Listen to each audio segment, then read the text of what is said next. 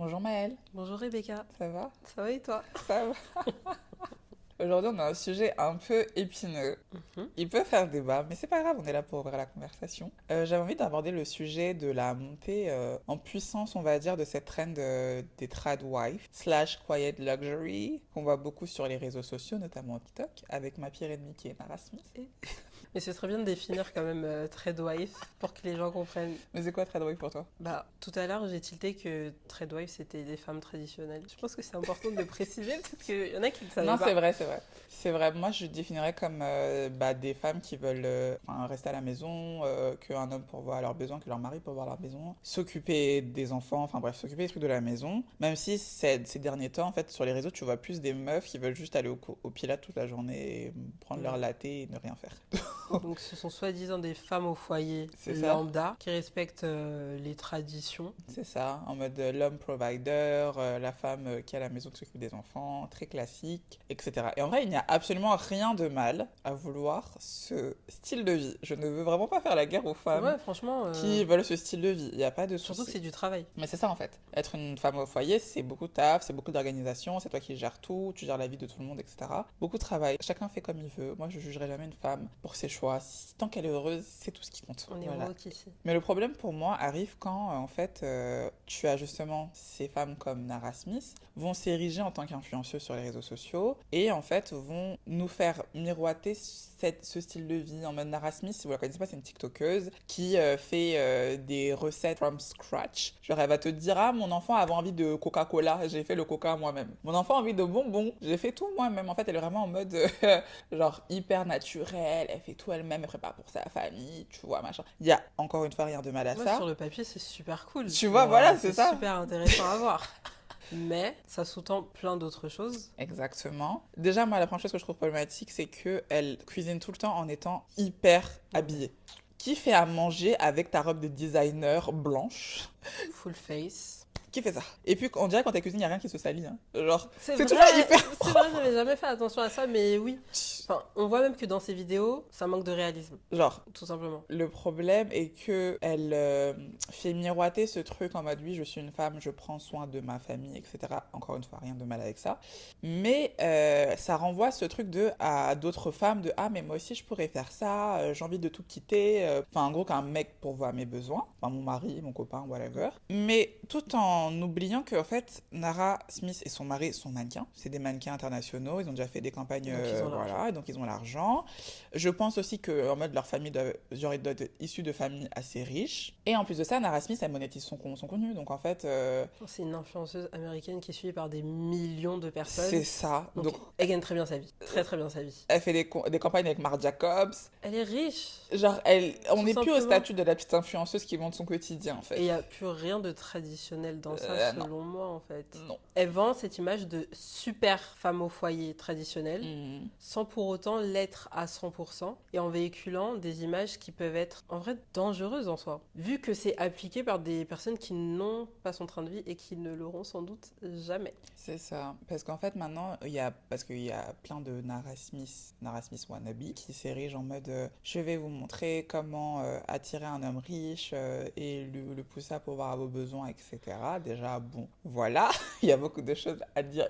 A lot to unpack here. Genre, Franchement. franchement, compliqué. Et en plus de ça, t'as des meufs totalement lambda qui vont se dire, ok, moi aussi, je veux ce style de vie. Sauf que le style de vie que vous voyez ces femmes avoir sur les réseaux sociaux, il faut avoir un certain niveau de richesse pour y parvenir. C'est pas là, c'est pas avec ton petit gars qui gagne 5K que vous allez y parvenir. Hein. On est d'accord. Enfin, il y a toujours eu des femmes au foyer, mais elles n'ont pas le style de vie des Nara Smith ou que sais-je, et elles ne l'auront jamais parce qu'elles n'ont pas les moyens financiers de l'avoir, tout simplement. Le style de vie, la charge mentale n'est pas la même. C'est ça. Et il n'y a rien de mal hein, à être femme au foyer, mais en fait, ce type de femmes-là sont des femmes au foyer d'hommes très riches, genre des millionnaires, qui peuvent leur payer leur Birkin, leur Range Rover, leurs vacances dans je sais pas quelle île boréale et tout. Et qui n'ont pas le même quotidien. Enfin, je veux dire, elles ont une femme de ménage, donc n'auront pas à faire le ménage. Souvent, elles ont des nounous, pareil. Tout est fait pour leur faciliter leur train de vie et les éloigner éloigné du rôle, en tout cas, de la femme au foyer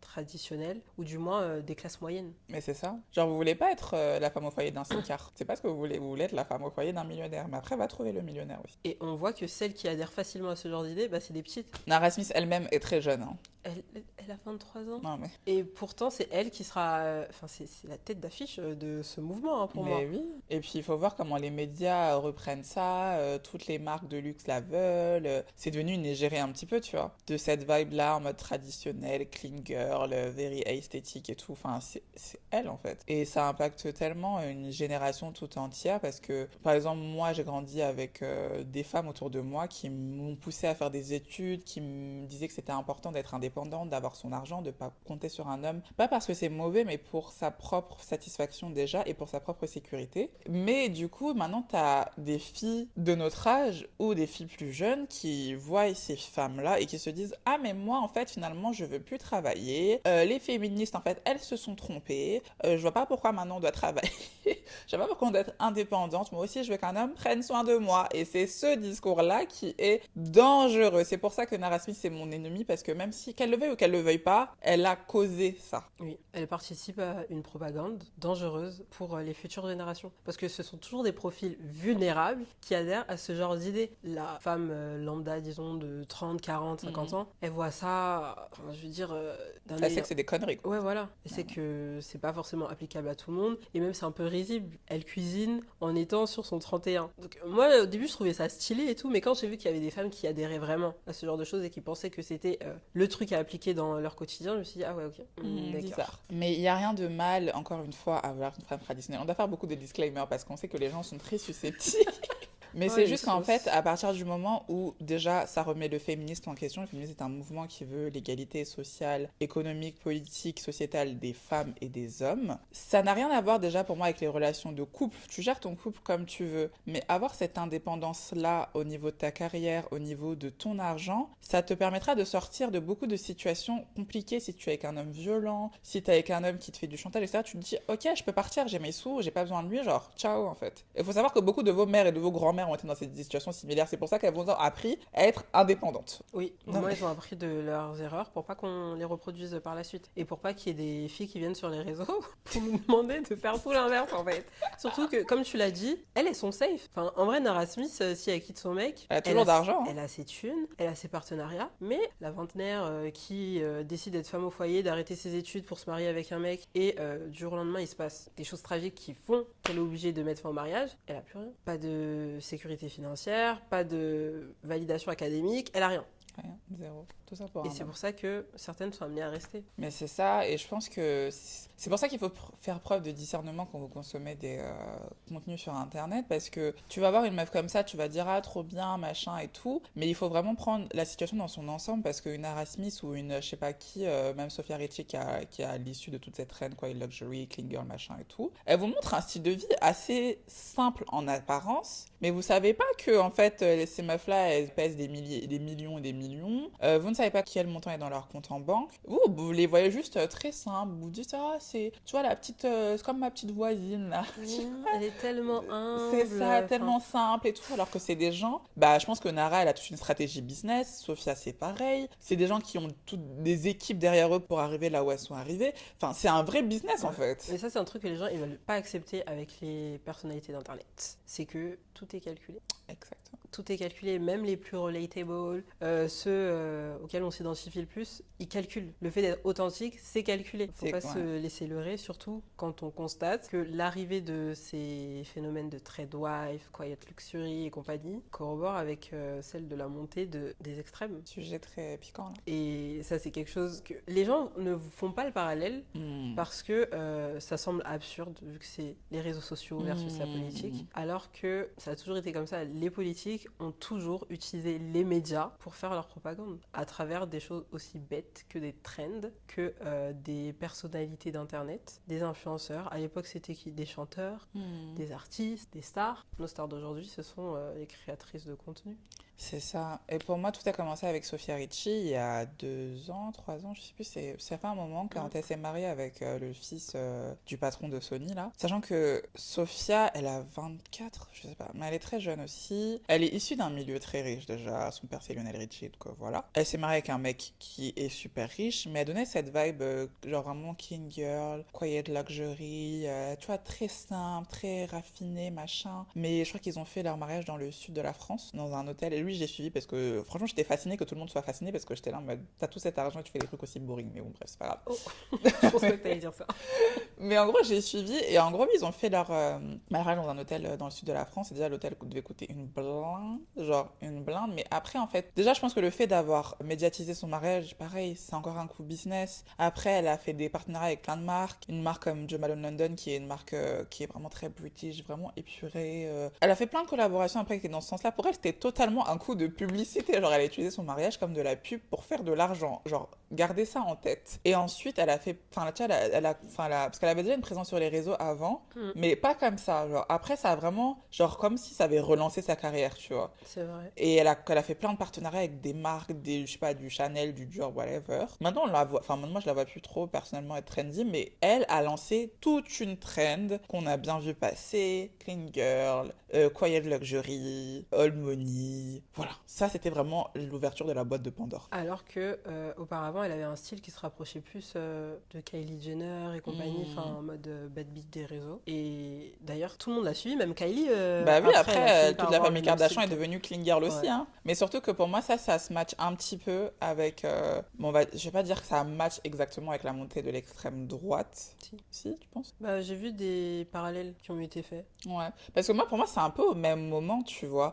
Parce qu'il y a tout ce truc-là, par exemple, les Kardashian Jenner, qui exploitaient la culture noire. Du jour au lendemain, ils ont décidé de redevenir blanches. Et en fait, ça match trop avec tout ce qui se passait dans la politique. Et c'est comme si, enfin, le message qui faisait passer en mode, bon, bah, on est redevenu blanche, en mode les noirs, là, c'est bon, on est saoulés. Non, mais c'est ça, enfin, tout est politique, qu'on le veuille ou non. Mm. Et bah, à cette époque où elle reprenait les codes de la culture afro-américaine, Oui, tu vois, oui. c'était quand il y avait Barack Obama, enfin, c'était quand la gauche, entre guillemets, parce que de ce que j'ai Oui, compris aux États-Unis, il y a en pas gros, c'est la vraiment droite et l'extrême droite. Ouais, donc la droite et la gauche, disons en France, avait Le une plus pouvoir, grande place dans le paysage politique et c'était un peu les idées qui étaient acceptées par le plus grand nombre. Mais maintenant, ce n'est plus le cas, on le voit. Et les codes de la culture noire afro-américaine ne sont plus acceptés, comme tu as dit. Donc, elles enlèvent leurs implants, elles enlèvent leurs lip filler, filler, filler,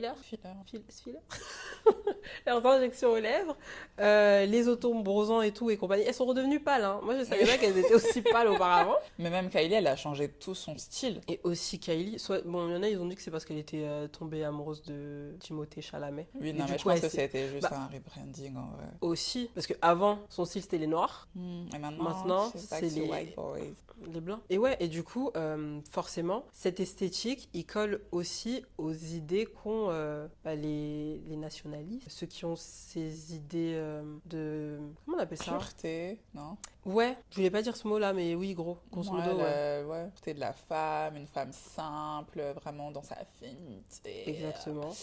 Comme on peut pas être pure et féminine Non, en non, étant non, noire non, non, ou bah non. hispanique ou... Mais voilà. moi, je trouve que la mode, de toute façon, toutes les trends clean girl et tout, c'est grave du racisme. Hein. C'est tellement du racisme. Et peut-être qu'on va dire que je suis folle, mais pour moi, c'est trop du racisme parce que déjà, pourquoi clean? C'est-à-dire que toi, tu es sale? Genre. Non, mais en vrai, moi, je suis d'accord avec toi. Parce qu'on pourrait dire que t'as un peu whipping, mais pas du tout. Mais c'est ça, et c'est Parce toujours que les ce trucs sont toujours les beige. mêmes make-up déjà. Voilà. En vrai, de vrai, c'est toujours été les mêmes make-up. Et la manière dont c'est présenté, c'est comme si tout ce qu'on faisait avant, C'était pas bien. c'était par opposition à clean sale, que ce qu'on faisait avant, c'était des maquillages qui étaient très marqués, comme ceux qui avaient l'habitude de faire les hispaniques, notamment tu sais, avec le contour des lèvres super marqué et tout, les noirs aussi. Tout ce qui était les grosses créoles dorées, pareil. Le contouring. Le tout contouring, bon ça, disons que ça appartient plus tu sais, aux communautés des drag queens et compagnie, Oui, mais ça fait pour quand même moi, partie des minorités, oui, ça tu fait vois. partie aussi des minorités. Et aujourd'hui, on rejette tout ça. On C'est veut ça. plus de tout ça. On a dit non. Surtout, là, pour moi, la palette de couleurs est toujours beige et blanche. Genre, guys, je suis pas folle. On Voilà. sait déjà. Et en plus de ça, en général, les clean girls, ça va être des femmes blanches Parce que ce genre de make-up, ça passe pas trop sur les personnes noires, en fait. Je sais pas si vous avez déjà essayé, mais on te dit de mettre un peu de concealer. Non, mais Tu je mets suis du blush d'accord. que tu appliques au doigt. Si tu es noire, ma belle, Je sais qu'il y en a qui vont mal le prendre parce que il y a une TikTokeuse là qui en avait parlé. Elle disait que hmm. le clean girl, ça ne donnait rien sur elle, Mais quoi. oui, ça donne pas. En fait, à partir du moment où tu as un peu de mélanine, parce que c'est pas que les noirs, il y a Ouais. aussi les personnes maghrébines, indiennes, etc. À partir du moment de la mélanine, ça passe pas en fait. Parce que on n'a pas les mêmes structures de visage, les couleurs ne ressortent pas de la même façon et on est obligé de les marquer un peu plus, Hmm. notamment avec des contouring, un peu plus de couleurs, juste pour que ce soit visible. Même pas pour être Hmm. extravagante ou quoi, mais juste pour que ce soit visible. Un clean girl avec un peu de concealer à droite à Ouais. gauche, ça change rien. Mais Ça ne surtout change rien. que, enfin, les gens ils vont se dire oui c'est du maquillage, c'est rien, mais je pense que vous vous rendez pas compte comment depuis on va dire allez 5 7 ans, grâce au maquillage, on a ouvert la parole par rapport à beaucoup de choses, par rapport à la discrimination qui se faisait dans le milieu créatif, les marques qui ont été obligées d'ajouter des teintes de fond de teint parce que en fait les noirs se sont levés et ont dit ça suffit. Il y a plein de messages qui sont passés par Ouais, rapport à les ça en trucs de fait. cruelty free, l'écologie et compagnie, des trucs qu'on retrouve également dans les décisions des politiques. Tout est lié. Illuminati. Ah non, on va passer par des grosses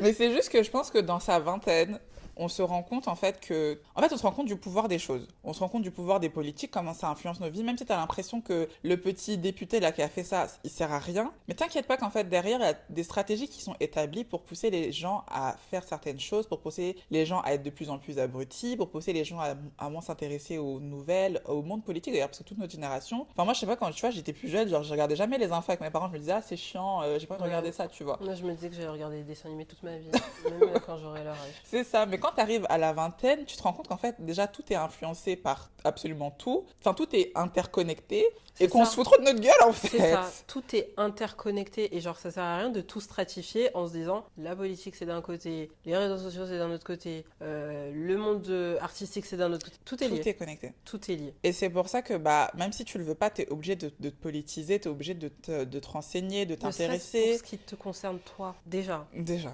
c'est important. Mais ça fait peur, en fait. Ça fait peur parce que déjà, tu as un sentiment d'impuissance. Parce que moi, quand il y a des femmes qui disent, qui remettent en question le féminisme et qui disent que, oui, pourquoi les femmes, elles se sont battues pour avoir le droit de travailler. En fait, déjà, ça me donne envie de... ça me donne tellement envie de crier. Ouais, elle rigole, tu vois. Enfin, Elles c'est rigolent de pas parce l'humour, qu'elles mais se rendent si, pas c'est du compte. sarcasme. Et en plus, encore plus avec ce qui se passe aux États-Unis où dans plusieurs États, par exemple, les femmes n'ont plus le droit d'avorter. Voilà, Dieu merci, c'est rentré dans la Constitution France, donc on n'en arrivera pas là. Mais je sais pas si tu as regardé la série Handmaid's Tale. T'as regardé la série Handmaid's Tale ou pas? Bien sûr. Voilà. J'arrête de regarder cette série parce que ça se rapproche un peu trop de la réalité. T'as arrêté? Sérieux? J'ai pas pu, parce que j'étais en fait... Ah non, non, moi j'attends la dernière saison, là, enfin la suivante en tout cas, avec hâte. Mais justement, j'ai kiffé cette série parce que, certes, c'est une dystopie, mais c'est une dystopie qui se rapproche de la Ça réalité. rapproche tellement de la réalité. Parce que, de façon générale, pour les événements graves comme ce qui se passe dans la série, alors, je sais pas si je spoil ou pas. Bon, vas-y, dis un rapide résumé. Comme toi, tu résumes mieux, vas-y. Moi, je peux pas résumer.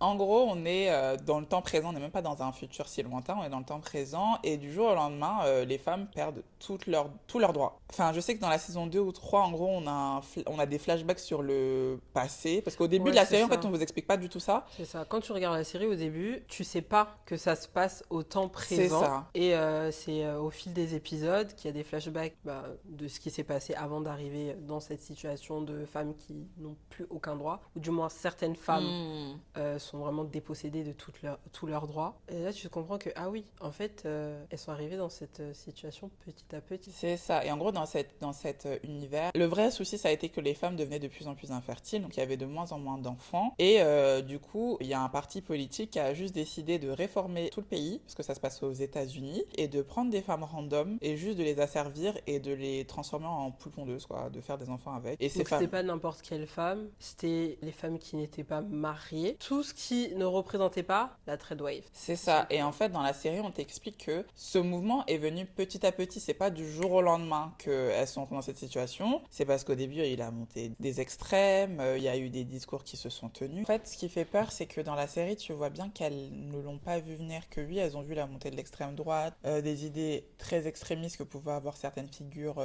publiques, etc.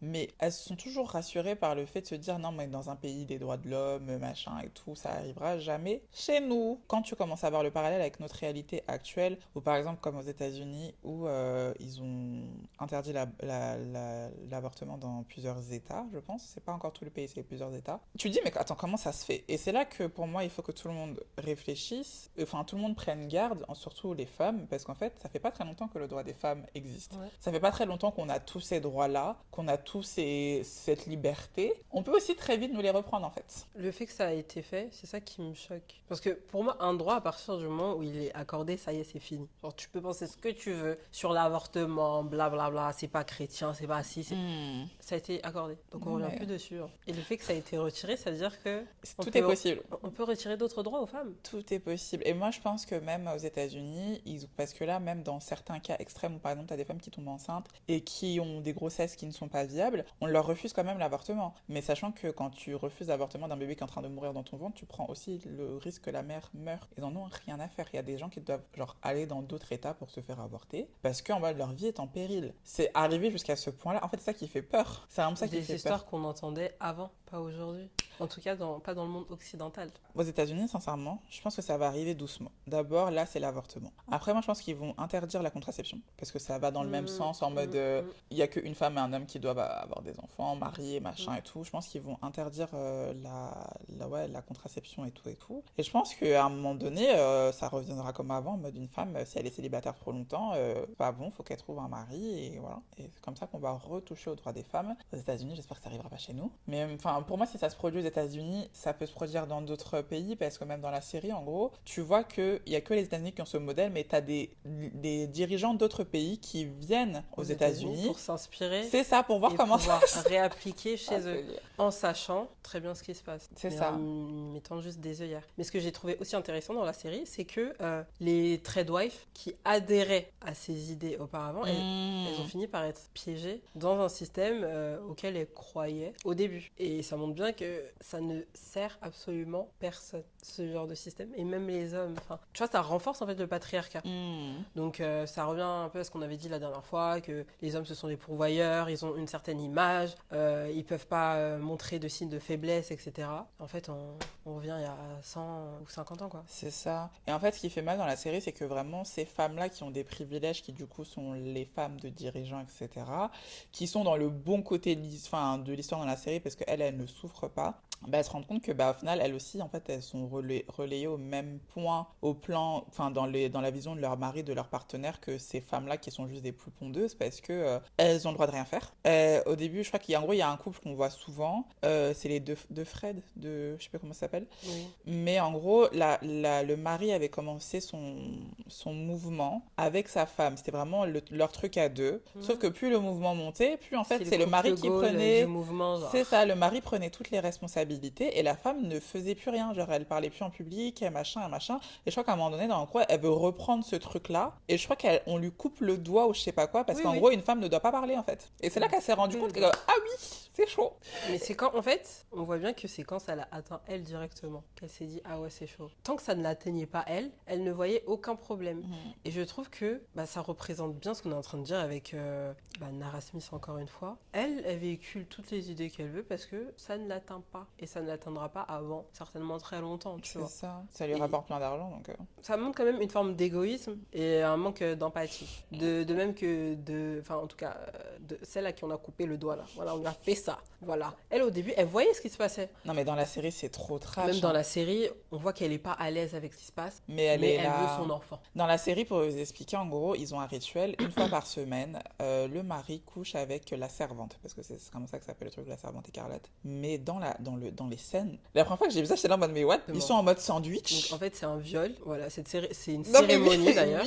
Cérémonie où ils vont lire un passage de la Bible. D'ailleurs, voilà, il y a toujours et très souvent cette instrumentalisation de la religion pour des idées de fou malade. Du coup, ils violent les servantes en présence de l'homme, forcément, c'est l'acteur du viol, et de la femme, pour je ne sais quelle raison. Enfin, je pense que c'est juste une manière de l'intégrer au rituel et de lui faire plus ou moins croire qu'elle a fait partie de la conception du futur enfant qu'elle aura. C'est ça. Sauf que non, elle participe à un viol C'est pas et ton enfant, en plus. elle volera par la suite l'enfant d'une femme qui a été abusée plusieurs semaines, plusieurs années pour certaines. Enfin, non, mais c'est sérieux, ouais, j'ai arrêté parce que c'était trop proche de la réalité. Tu vois comment, même les servantes entre elles, il y en a qui veulent se libérer de ça, il y en a qui veulent rester asservies parce que du coup, elles se disent, mais en fait, qu'est-ce qu'on va faire? De toute façon, on peut rien faire. Tu Il dis, y a mais. celles aussi sont satisfaites de leur statut. Mhm. En mode, ce sont les servantes de dirigeants, du coup, elles ont tous les avantages qui vont avec. Mais sauf que je pense que pendant une période, elles savaient pas que c'était temporaire. Qu'après, tu devais changer. Exactement, que tu passais de dirigeant en dirigeant et d'homme en homme, quoi. Et Et ouais. sachant que ces femmes-là, en plus, elles avaient conscience qu'avant ça, la vie n'était pas comme ça. Donc en fait, c'est genre juste à cause d'un conditionnement, elles changent de personnalité, d'envie, de besoin. Et tu te dis, mais l'être humain est tellement. Enfin, peut s'habituer à tout en fait. C'est vrai. Ça L'être me humain fait est un peur. homme d'habitude, donc petit à petit, implémente des choses dans sa vie. C'est comme ça qu'on appelle la fenêtre d'Overton, je crois, où grosso modo, il y a comme une fenêtre dans laquelle il y a certaines choses qui sont limites, que tu peux dire, mais qui sont acceptables Hmm. par la majorité. Et petit à petit, cette fenêtre, elle s'agrandit. Hmm. Donc petit à petit, des dingueries qu'on n'aurait pas acceptées auparavant deviennent acceptables. Et c'est un peu le principe de toutes les propagandes. Petit à petit, ils implémentent des choses. Et la fenêtre, elle s'agrandit, elle s'agrandit, elle s'agrandit. Et on finit par accepter des choses horribles comme... je trouve que c'est un bon parallèle à faire avec ce qui s'est passé lors de la Seconde Guerre mondiale. Hmm. Ouais, C'est exactement. petit à petit qu'on a commencé à implémenter dans le cerveau des gens que les juifs, c'était le problème, qui volaient le travail des gens, qu'ils étaient fourbes, que leur génétique n'était pas Pur. pure. Ouais, c'est ça, n'était pas pure. Et petit à petit, petit à petit, petit à petit, les gens ont fini par accepter ça, au point de participer à l'un des plus grands génocides de l'histoire. Je me suis toujours demandé, mais qu'est-ce que faisaient les Allemands, les populations normales? Ça, c'est encore un autre. Mais tout Non, ça mais pour en dire. tout cas, c'est la même dynamique en vrai. Ouais. Mais Même en fait, il se actuellement, passe même ça en France, ouais. ouais. Enfin, C'est toujours la même chose. Que font les gens quand on entend parler de toutes les injustices sociales qui se passent mais en là? fait, à partir du moment où tu te sens pas concerné, forcément, ça t'intéresse pas en fait. C'est C'est ça. surtout ça. L'égoïsme. C'est ça. L'égoïsme des gens. Et la fenêtre de personne. Parce qu'il y a toujours ce truc de oui, bon, les violences policières, Ça c'est va. une dinguerie, mais bon. Bon, non, on n'en pas parlé jusqu'à ce que ça arrive à des personnes qui n'étaient pas les. Enfin, en gros, qui n'étaient pas censées. À qui ce n'était pas censé arriver. Mais c'est toujours ça. Enfin, c'est comme l'affaire de George Floyd. Je pense très sincèrement que si ça a eu autant d'impact, c'est parce qu'on a tous vu de nos propres yeux qu'il a été inoffensif. Et comment on appelle ça? Dans l'imaginaire collectif. Merci. Dans l'imaginaire collectif, les violences policières sont subies par des personnes qui n'obéissent pas aux forces de l'ordre. Et en général, la première chose que les gens disent quand ils en entendent parler, c'est « Oh, ben il avait qu'à obéir. Oh, ben il avait qu'à obtempérer. » Et là, on a vu qu'il y avait un citoyen qui obtempérait, mais qui a quand même été tué. Et donc là, ça fait appel à nous-mêmes. Enfin, voilà, on se sent directement concernés parce qu'on se voit comme des citoyens modèles et on se dit « Mais si lui, on l'a tué alors qu'il était correct, ça veut dire qu'à tout moment, il peut me tuer. Révolution !» Voilà. Non, mais en fait, après, pas dans mon entourage, moi j'ai pas de femme dans mon entourage qui veut devenir femme au foyer. Enfin, qui veulent dépendre d'un homme dans ce sens-là, parce que je pense qu'il y a un sens où ça peut être sain d'avoir, c'est un style de vie que, par exemple, d'être en couple et que vous êtes tous les deux, vous souhaitez avoir ce style de vie, mais ça devient malsain où en fait t'es avec quelqu'un qui a littéralement tout l'ascendant sur toi. Il a l'ascendant financier, il a l'ascendant social, il a une carrière. En gros, les gens le prennent au sérieux et toi, t'as rien pour toi. Un homme, il peut être très gentil aujourd'hui, devenir fou demain. Voilà, il a tout acheté à la maison, il va te dire là, tu dors sur le canapé comme moi j'ai acheté. Si un jour il décide de te taper, il va te dire mais de toute façon, enfin en gros, tu m'appartiens quoi, parce que je t'ai tout payé, j'ai tout fait pour toi, machin. Et je pense que quand peut-être on rentre dans une relation, on se rend pas compte de tous ces trucs-là, parce que on s'aime aujourd'hui, il y a les papillons dans le ventre. Demain ça change et quand ça change, enfin t'es pas préparé en fait. Exactement. Et c'est là que ça me fait penser à l'histoire de cette youtubeuse. Bon, elle a quand même pris les devants de la situation par la suite, mais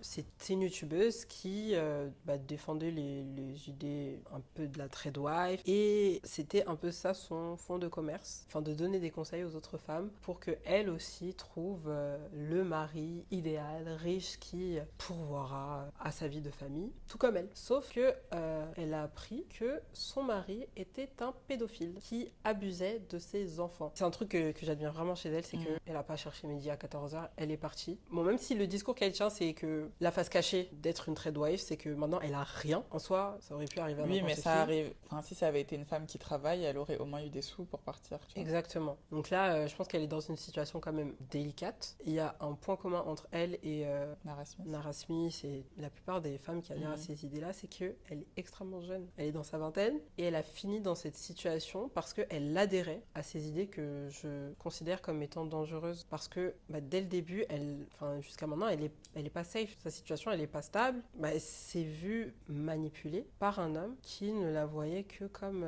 même pas comme une trophy wife, parce que ce qu'il voulait, c'était ses enfants. Oh my god. Non, mais moi, je pensais que... Tu vois, parce qu'il y a une meuf, la meuf de Sprinkle, là. Tu vois? Ah oui. Moi, j'aime bien ces vidéos, je les trouve drôles. Mais je pensais qu'on était tous d'accord pour dire qu'elle fait des blagues et c'est son fond de commerce. Je pensais pas qu'il y a des gens qui prenaient vraiment ses conseils au sérieux, tu vois. Ah ouais? Moi, je pensais qu'elle était sérieuse. Mais je pense qu'elle est sérieuse et que c'était son style de vie. Mais déjà, une meuf qui vient vous donner des conseils sur Internet, comme la dernière fois, on l'a dit, les coachs, machin, là, machin. Est-ce que tu as vu leur vie? Est-ce que tu as vu le résultat même de leurs conseils appliqués sur eux-mêmes? Non! C'est juste des gens qui ont des caméras qui ouvrent, qui viennent dire tout et n'importe quoi sur Internet. Et parce qu'ils ont un certain charisme, ils arrivent à persuader des gens de faire comme eux. C'est ça. C'est tout. C'est ça. Comme là, il y a une meuf là, c'est pas pour...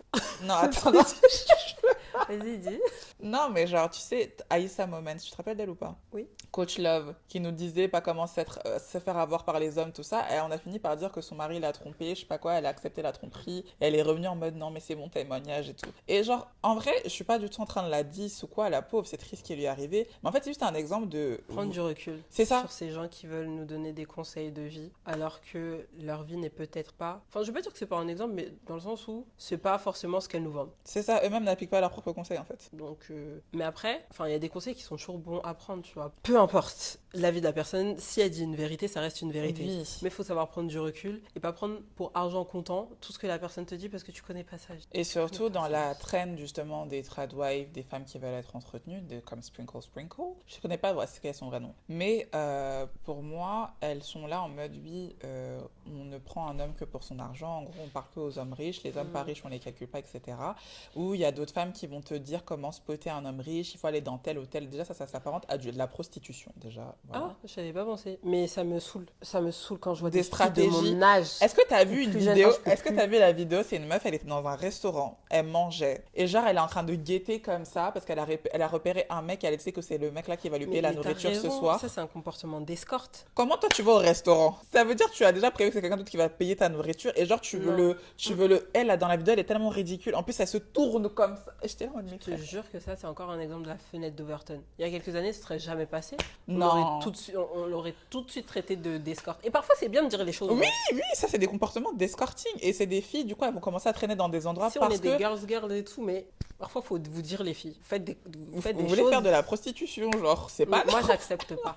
En fait, tu peux pas tout faire dans ta vie juste pour but de rencontrer un mec riche qui va tout te payer. Genre, non.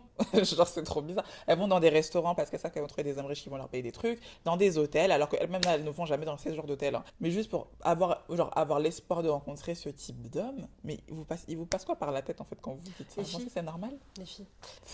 Le meilleur moyen de rencontrer un homme riche, c'est de faire des études où vous trouverez ces hommes riches. Voilà. Donc, allez en médecine, allez dans des écoles d'ingé, faites du droit. Enfin, je ne sais pas si les avocats... Bon, en tout cas, faites des études. Mais ça, c'est la stratégie des femmes blanches américaines, très riches. J'avais regardé une vidéo sur ça, mais une vidéo, je crois, de Minali aussi, qui expliquait qu'en fait, dans cette trend des tradwives, etc., il y a un type de tradwife qui, en fait, c'est des femmes qui ont été élevées dans cette manière hyper traditionnelle en mode homme provider. Mais elles, on leur a pas dit d'aller faire escort dehors. Hein. On leur a dit fille va à l'école et c'est à l'école que tu vas rencontrer ton mari. Bah Donc oui. en fait, elles font plein de plans pour être dans les meilleures universités parce qu'elles savent que les mecs qu'elles vont rencontrer là-bas feront partie de l'élite de demain. Mais en fait, ces femmes-là sont déjà des femmes privilégiées, elles sont issues de milieux déjà privilégiés. Et en fait, c'est pour rester dans leur cercle de femmes privilégiées qu'elles vont dans ces, tu vois, des trucs comme ça. Et en fait, des fois, c'est des femmes qui vont faire, elles veulent pas forcément de carrière, hein. Elles veulent pas forcément travailler, elles vont juste avoir leur diplôme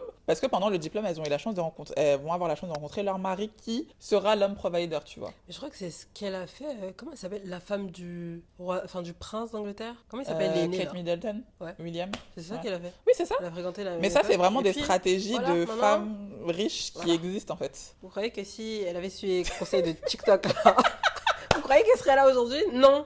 Restez concentrés les filles s'il vous plaît. Merci.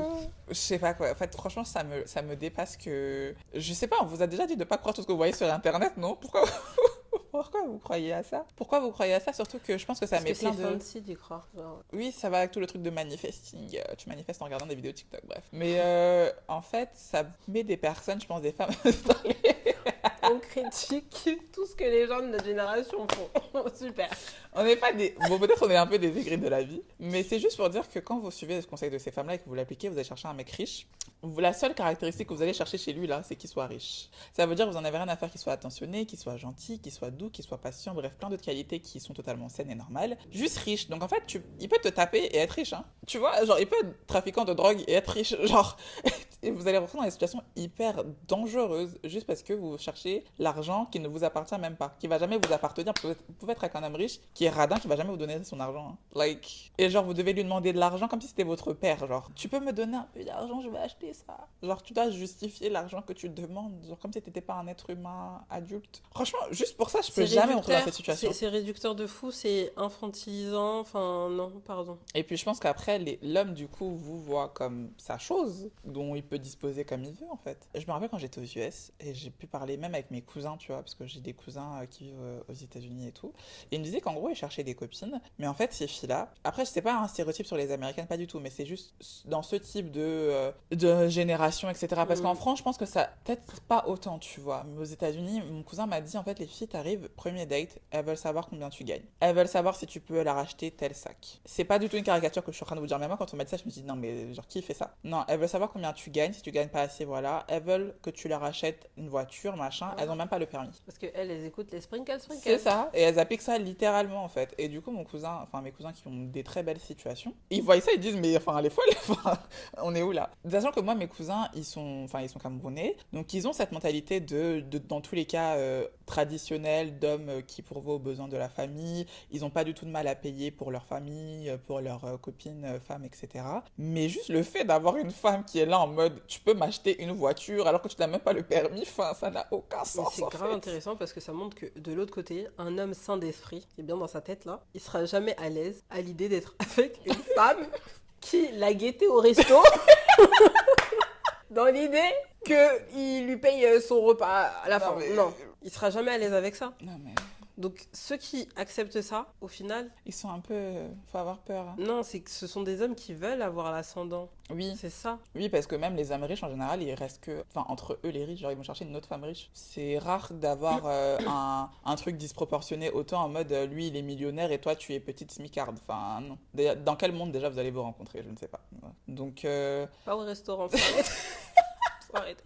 eux ils vont dans les restaurants dont je ne connais même pas l'existence. Donc, voilà. Mais en fait, il n'y a rien de mal à être de classe moyenne ou de. Enfin, est-ce que c'est mal si juste d'être genre normal? Mais c'est bien que tu dis ça, parce que tout ce mouvement, il arrive parce que il y a cette envie de transfusion de classe, de fous malades. Ces personnes ont envie d'être riches et les politiques leur font croire, A.k.a. Macron. voilà, qu'en traversant la route, ça y est, ils peuvent devenir riches comme ça. Et puis les gens qui ont des micros sur Internet aussi, ils aiment bien faire croire ça aux gens. Donc là, on est dans une époque, à l'échelle de l'histoire, je trouve ça surprenant que les pauvres défendent autant les riches. Mais au final, c'est parce que non seulement ils ont envie d'avoir le mode de vie des riches, mais c'est aussi parce qu'ils pensent très fortement que ça va arriver. Et bon, il est dit dans la Bible, tout est possible à celui qui croit haut. Donc on Oui, sait pas. mais bon, À tout vous moment, êtes- vous devenez riche. Vous êtes plus près de devenir Mais, SDF que millionnaire quand même. Donc. Oh, oh, bon.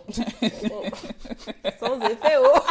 Sans effet. Mais tout ça pour dire que Il est bon aussi d'être un peu réaliste et d'accepter son statut, en fait. Non, mais il n'y a rien de Genre, mal avec le fait d'avoir de l'ambition. C'est pas du tout ce qu'on est en oui. train de dire. Mais le truc, en fait, c'est que quand, par exemple, en France, on parle de taxer les ultra riches, des gens qui sont riches sur des générations et des générations et des générations. Ça veut dire même, il y avait même au journal, une fois, j'ai vu une dame, on lui a dit le prix de l'essence a augmenté. Elle a dit que, elle n'était pas au courant. Genre, elle est tellement. En Waouh. fait, c'est ça le niveau de Waouh. richesse là dont on parle, des gens qui sont tellement riches que même l'inflation n'impacte absolument pas leur vie. Genre, mais il y a des smicards qui vont aller défendre des gens comme ça, genre. Mais attends, tout à l'heure, on disait que les gens, quand ils ne se sentent pas concernés directement par certaines mesures, ils les laissent passer. Quand bien même c'est injuste et autres. Et il y avait une go sur Twitter, ça parlait de la taxation des riches et tout, et elle demande, oui, concernant la taxation des riches, ça nous concerne à partir de combien à peu près? Est-ce que 3000 balles et tout, ça nous concerne?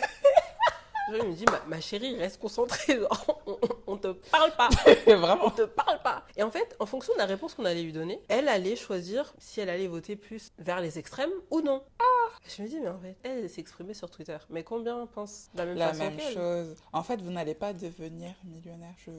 Tenais à vous le dire. Vous n'allez pas devenir millionnaire. Pour être millionnaire, c'est de l'argent que tu amasses sur des générations et des générations. Et même les millionnaires actuels, ce n'est pas de l'argent qu'ils ont créé comme ça, c'est de l'argent générationnel. Après, oui, bien sûr, on a des exceptions où des gens qui venaient de milieux totalement défavorisés sont devenus très riches. Mais comme tu l'as dit, ce sont des Exception. Donc, s'il vous plaît, surtout si vous écoutez des mecs comme Macron ou Trump, pour cela dire, qui ont le même discours de il faut travailler, machin et tout, c'est deux personnes issues de milieux très privilégiés. Quand Macron nous disait que oui, quand il était étudiant, il n'avait pas beaucoup d'argent.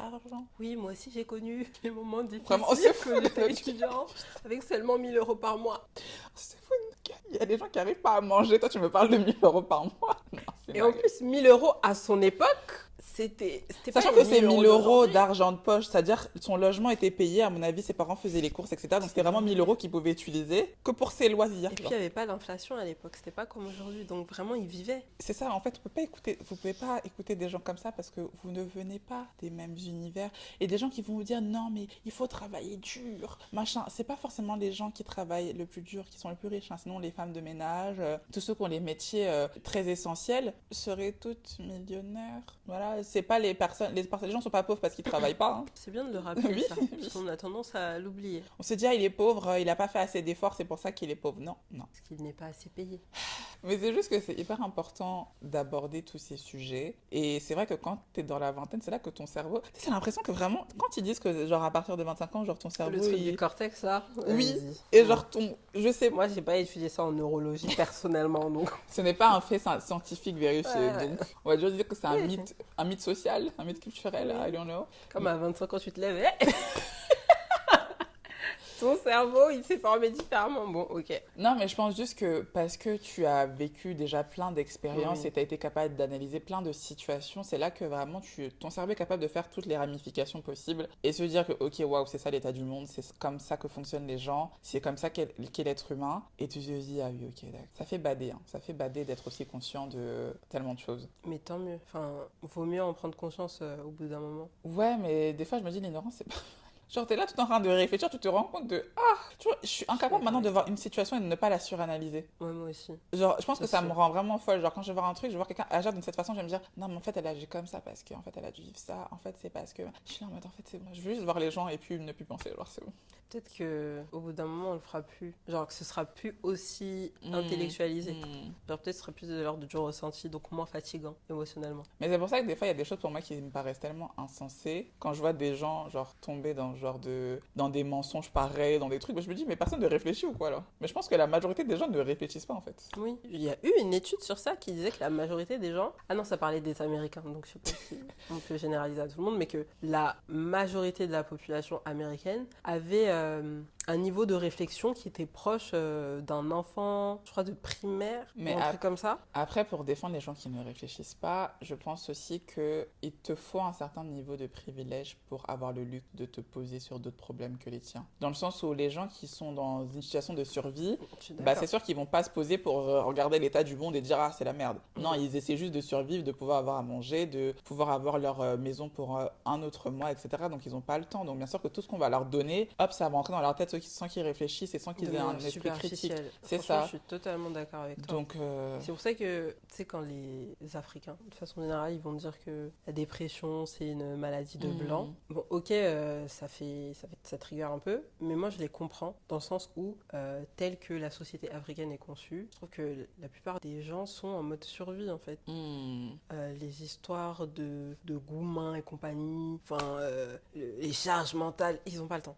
En fait, ils doivent travailler, ils doivent nourrir les enfants, les grands-parents, les cousins, les ci, les ça. Même nos parents, quand ils sont arrivés en France, c'était la même chose. Genre, il fallait qu'ils travaillent. Soit pour nous, soit pour, encore une fois, la famille qui est au pays. Ça n'avait pas le temps de penser à la santé mentale et tout. Donc je comprends qu'ils nous critiquent un peu sur ce point-là. Et ça fait mal, mais moi je les comprends. Oui, parce qu'en fait, on a un certain privilège qui nous donne la possibilité d'avoir du recul sur plein de situations. Merci. Vraiment cœur sur eux. Et il est vrai que je pense que de toute façon, cet écart continuera de plus en plus à se creuser avec les crises économiques, avec tout ça. Mais sachez que tout ça profite aux politiques, encore une fois, pour pouvoir faire ce qu'ils ont prévu de faire, en fait, parce que c'est exactement ça. Ça fait très complotiste de dire comme ça, mais sachez que la détresse des gens sert aux personnes qui ont besoin de ça pour faire monter leur business. Tout est toujours lié à l'argent et au pouvoir. Absolument tout. Donc votre détresse sert à vous vendre quelque chose dont vous allez avoir besoin. Ils vont vous vendre des trucs pour pouvoir vous évader, pour pouvoir oublier que votre vie c'est la merde. C'est ça. En fait, il faut vraiment prendre conscience que tout est lié.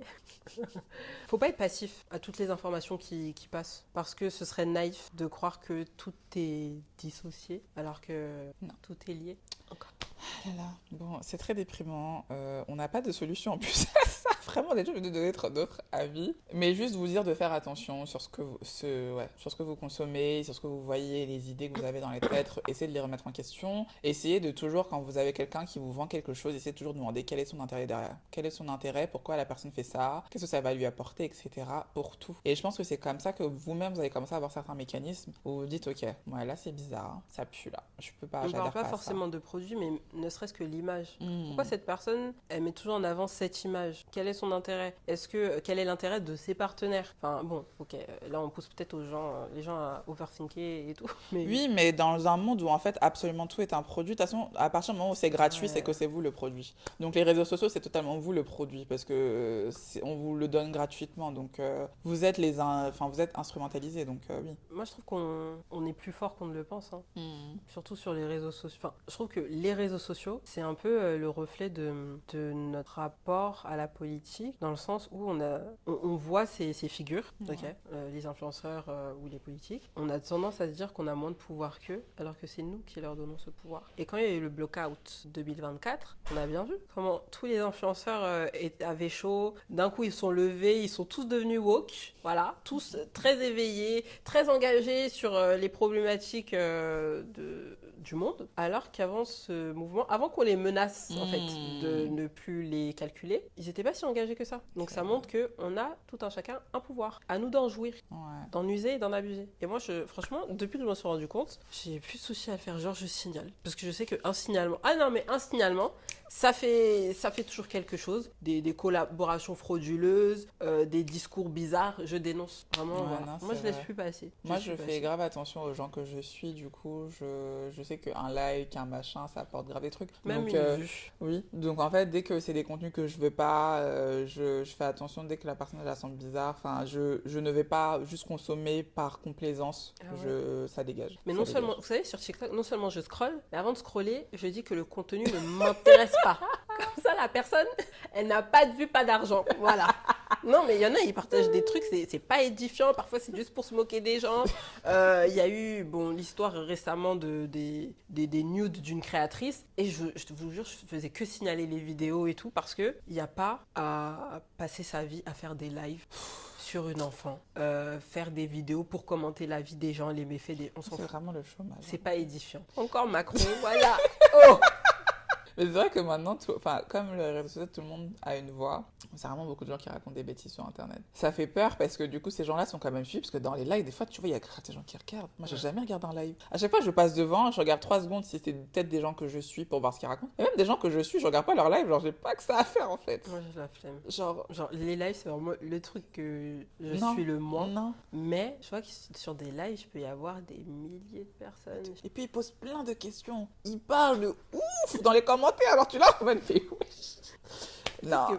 Je pense que parfois c'est édifiant, mais ce que je vois passer, voilà. Une fois, il y a eu des pleureuses pour un dessin animé. Là, j'ai dit, bon, on a atteint les limites des réseaux sociaux. Non, mais il y a une dérive qui est quand même dingue. Et ça me fait penser à Black Mirror. C'est pour ça que Black Mirror, ils ont dit ils arrêtent de faire des épisodes que la réalité Ah ouais? est devenue très. Non, ils avaient dit ça avant leur dernière saison, qui était très nulle d'ailleurs. Mais ils avaient dit à un moment, parce que c'était pendant le Covid, ils faisaient plus d'épisodes parce que la réalité était beaucoup trop traumatisante. Donc, en fait, leurs épisodes, ça reflète beaucoup la réalité. Quand tu regardes, tu dis oui, mais tu vois, je sais pas si t'as regardé l'épisode d'Insta là. Oui. Ça, pour moi, c'est pas totalement si un truc qui va se éloigné. produire. Ouais. C'est totalement un truc qui va se produire en mode tout est déterminé par ton statut sur enfin, comment les gens te perçoivent, comment tu fais pour que visuellement ta vie ait l'air parfaite. Ça, en fait, cet épisode me fait tellement peur, genre. Et que juste en étant une personne normale, tu seras marginalisé. Pour ceux qui n'ont pas vu cet épisode, en fait, je vous conseille totalement d'aller regarder. C'est Black Mirror. Je sais plus comment s'appelle l'épisode, mais je crois que c'est dans la première saison. Et on est dans une société où tout est digitalisé. Ça veut dire que on n'a plus de réseaux sociaux en soi, mais en fait, tout est internet. Genre, tu fais une petite vidéo, tu les postes sur les réseaux, t'as un like. Et plus t'as de likes, plus en fait, ce like, c'est un peu comme ton credit score, comme aux États-Unis, en mode ces likes-là, c'est ton statut social en fait. Avec ça, tu vas pouvoir te payer un appartement, avoir un bon travail, avoir des interactions, parce que tu n'as d'interactions qu'avec des gens qui ont autant de likes que toi. Et du coup, c'est comme ça que tu vas te marier avec une personne qui a autant de likes que toi. Tu n'es ami qu'avec des personnes qui ont autant de likes que toi. Enfin, en fait, c'est une matrix et tout est forcément hypocrite, tout est faux, voilà, tout est fait pour les caméras. Mais c'est là où tu te dis, en fait, on est arrivé à un stade de l'humanité où les gens ne veulent même plus se battre pour pouvoir exister de façon normale. Alors. Parce qu'ils sont tellement poussés par ce truc d'être bien vus par les autres. Et bref, ça me... Je crois que je vais me retaper Black Mirror. Non, c'est une très bonne série, franchement. La dernière saison était nulle parce que je pense qu'ils ont un peu perdu l'essence du truc. À partir du moment où les Américains, ils ont repris... Oui, en fait, c'était très bien parce que c'était anglais. Moi, j'adore les productions anglaises parce que je trouve que c'est les productions les plus réalistes. On cherche des acteurs qui savent vraiment bien jouer, ils paraissent hyper bien à l'écran, t'es tout de suite plongé dans le truc. Et les premières saisons étaient incroyables. Mais les Américains, ils ont ce côté très superficiel, même dans leur acting et tout, les scénarios. Mais en vrai, les dernières saisons, j'ai trouvé qu'ils étaient moins bien que la première. Mais vous voyez où ils voulaient en venir. Mais c'était moins percutant qu'avant. Ouais, c'était un peu éloigné du truc initial, je trouve.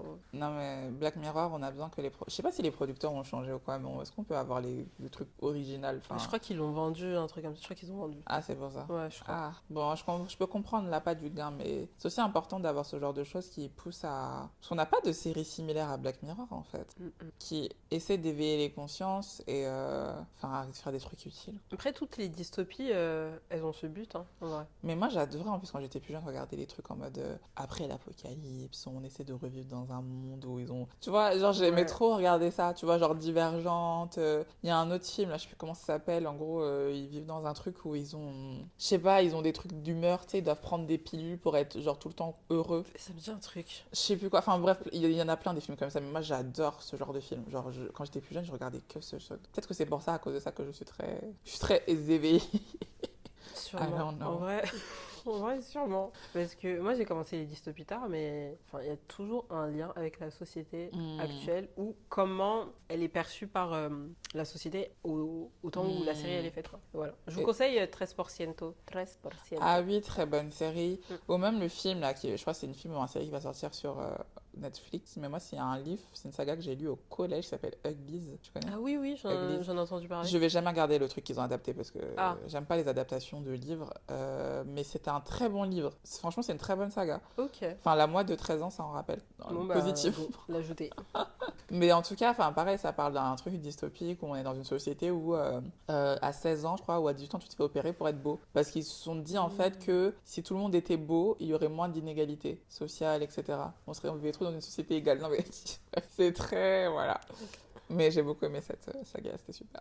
Ok, merci pour la reco. Mais voilà, on finit. Voilà, tout ce qu'on avait à dire. Restez branchés pour le prochain épisode, I guess. Bye. Au revoir.